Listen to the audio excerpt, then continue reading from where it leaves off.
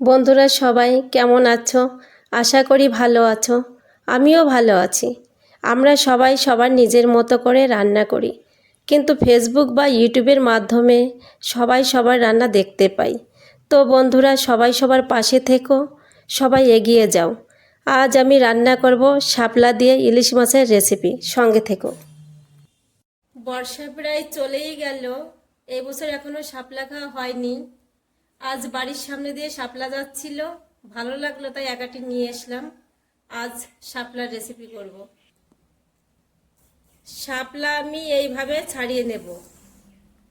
দেখো এইভাবেই ছাড়াতে হয়। অনেকে অন্যভাবে ছাড়িয়ে নেয়, কিন্তু আমি এইভাবেই ছাড়িয়ে নিচ্ছি। শাপলা এবার আমি এইভাবে কেটে নিচ্ছি।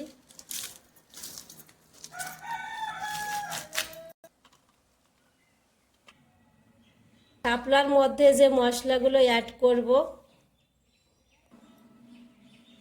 এখন আমি জিরেটা বেটে নেব। আর এইখানে নিয়েছি অল্প পরিমাণে আদাটাকেও আমি বেটে নেব। শাপলার রেসিপি আজ আমি ইলিশ মাছ দিয়ে করব।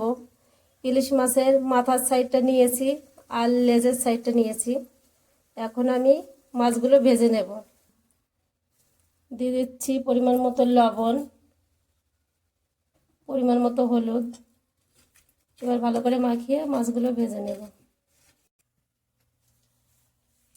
কড়াই গরম হয়েছে, এবার মাছগুলো ভেজে নেব। মাছগুলো ভাজা হয়ে গেছে, আমি এবার নামিয়ে নিচ্ছি। এবার মাছ ভাজার তেলেই দিয়ে দেবো ফোড়ন। দিচ্ছি গোটা রাঁধুনি।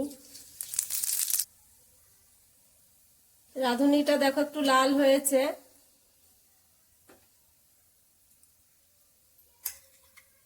এবার দিয়ে দেবো জিরে বাটা, আদা বাটা,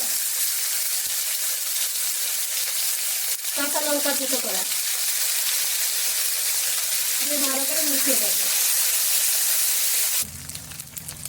মশলাটা একটু কষিয়ে এবার দিয়ে দিচ্ছি পরিমাণ মতো লবণ,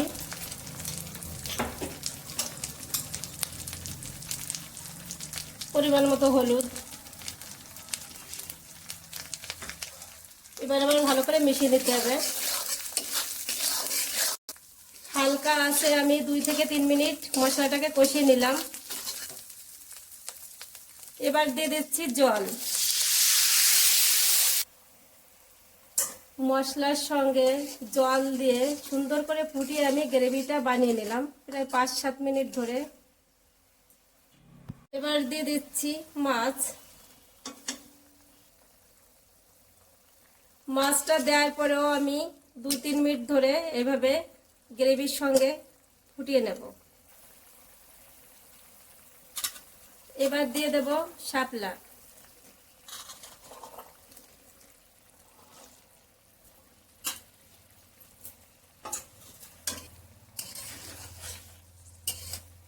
শাপলাটা দেওয়ার পরে আমি আবার সুন্দর করে এভাবে মিশিয়ে নেব।